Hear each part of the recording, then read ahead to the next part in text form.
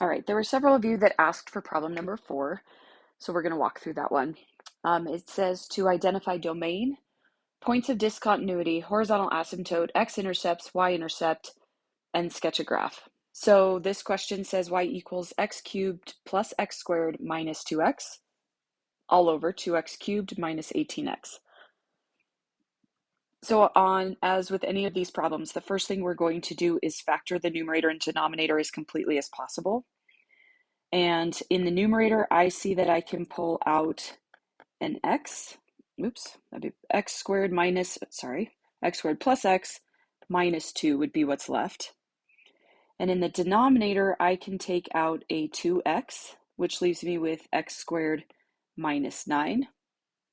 And to keep going, there's still an x out in the top, but then I can factor this next term into x plus 2x minus 1 over 2x, and x squared minus 9 is the difference of perfect squares, so we get x plus 3, x minus 3. Okay, so the first thing you should always look for, remember, once you factor completely, is find any holes. Remember, a hole is a removable discontinuity. There are two discontinuities that happen, removable and non-removable, and the removable is called a hole, and the non-removable is a vertical asymptote. So I'm going to look for any common factors. And this problem has a common factor, and it's the one common factor most people lose, which is the x. Do you see how they both have an x in the numerator and the denominator? That's a common factor, and then we know where that factor equals 0, we have a hole. And since that factor is x, it's where x equals 0 that we have a hole. So at x equals 0, we have a hole. Now we know that I need to go and reduce my function from there. I didn't leave myself room to do that. I see that now. I'm going to ignore that x from here on out. That x is gone. It has been removed. I'm not going to think about it again. So the next thing that I'm going to look for on this, once I've removed it, is my vertical asymptote. And a vertical asymptote is a non-removable discontinuity. And I'm going to abbreviate that. And the vertical asymptote happens where the denominator factors equal 0. So remember, I already have, the x is gone. So I have factors left. The factors that I have left are 2, but 2 can never equal 0. So that one doesn't even make sense. So that one we don't worry about. I have an x plus 3 equals 0 and an x minus 3 equals 0. So that means we get x equals negative 3 and x equals positive 3. Notice I'm leaving this with the x equals. And so what I'm going to do now is I'm going to graph those vertical asymptotes. The hole I really can't do just yet because we don't know where the graph is going to be at that hole, but I can have two vertical asymptotes. That is possible to have. So now that I have my vertical asymptote, the next thing that I'm going to look for is my horizontal asymptote. And the horizontal asymptote happens where the denominator equals 0. I'm going to back up on this. Before I move on, once I have my vertical asymptote, the 2 points of discontinuity, this is actually a great place to look for the domain, because my domain comes from the hole and the vertical asymptote, any holes or any vertical asymptotes that we have. And so therefore my domain is x cannot equal 0, negative 3, and 3. My domain is what the discontinuities cannot be. So I usually would go and do my domain at that point. And now I'm going to go to my horizontal asymptote. And the horizontal asymptote looks at the degree of the numerator and compares it to the degree of the denominator. And if you remember, we have 3 choices. This was in notes 8.2, so you can look on those. 3 choices for those. And you can go back to the original function. You can go to the one that has been factored, although you want to think about it a little bit differently in that situation. But if I go back to my original, my degrees are the same. And they will still be the same degrees even if I went to the factored form, because if I multiplied these two terms together and these two terms together, we would get x squareds, and then they'd be the same. They'd both be x squareds. So what I look for now is I look at the ratio of the leading coefficients. That's how I find my horizontal asymptote. So my horizontal asymptote in this one would be 1 over 2. And I'm going to graph 1/2. Not fantastic to graph right there, but good enough. So y equals 1/2. Notice it's an equation. Y equals 1/2. There's my horizontal asymptote. The hardest parts, to be honest, on most of these are your x and y intercepts. So I'm going to start with my x and y intercept. So I'm going to do my x-intercept is when we let y equal 0.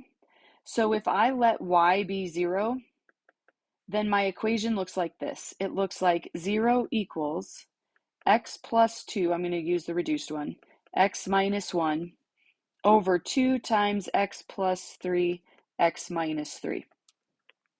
And to solve this, let's see if I can group these together. Sorry. Group. I'm trying to get this all to move together. What is happening? It's not moving the way I want it to. There we go. Get it? Let's group those. Okay. There we go.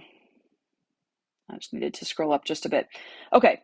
Now if I go to my x-intercept, what I'm going to do now is I'm going to solve for x. And to solve for x, we want to think of this as being over 1, so that when I cross multiply, I'm multiplying 0 times all of this, which gives me 0, and 1 times all of that, which just gives me x plus 2x minus 1. And now I just use zero product property. I'm going to solve this, and it's going to say x plus 2 equals 0, x minus 1 equals 0, so x equals negative 2, and x equals positive 1. Those are my x-intercepts. That means that's where it crosses the x-axis. So I've got an x-intercept at negative 2 and one at positive 1. Those right there give me a pretty good picture of what's happening with my graph, which is good. So now what I'm going to do is I'm going to find my my y-intercept. And to find my y-intercept, I'm going to let x equal 0. And I'm going to go to my reduced equation. And in my reduced equation, I get y equals 0 plus 2 times 0 minus 1 over 2 times 0 plus 3 times 0 minus 3. And then I'm going to get y equals 2 times negative 1 in the top, so 2 times negative 1 over 2 times 3 times negative 3. So we get negative 2 over negative 18, reduced is positive 1/9. Oops, I wrote 1/8. Positive 1/9. So my y-intercept is positive 1/9. Well, it's going to be real hard to graph, but there it is. Okay, so I've done all of the pieces I needed. Domain, x-intercepts, y-intercept, hole, vertical asymptote, horizontal asymptote.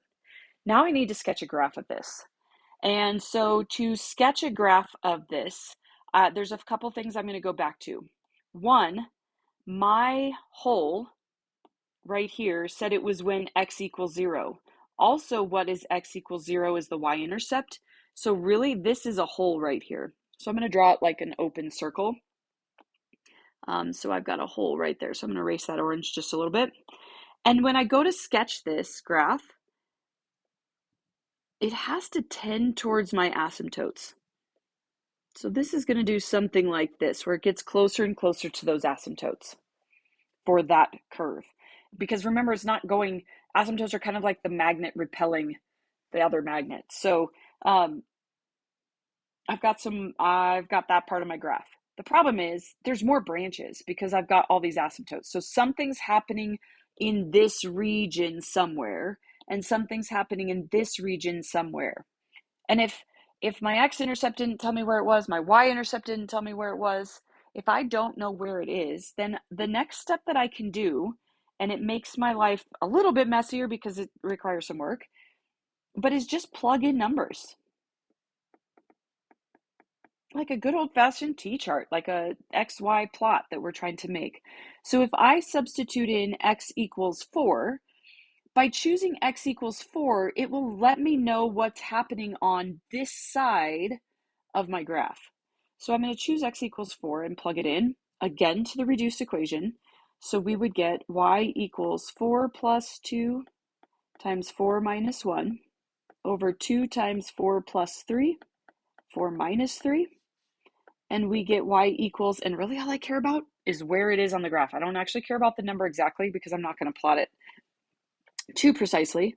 So we get 8 times 3 over 2 times 7 times 1. So we get 24 over 14. Reduce that, 14 goes into 24 almost 2 times, not quite. So somewhere here is this point. And that just tells me now that my graph is going to graph something like this. So it's going to go towards my asymptotes. I know that's in that region now, so I know it's going to go towards my asymptotes. So I would repeat that process with -4. And repeating that process with -4 will give us another point. And that other point that we get with the -4 is somewhere, well, let's just do it.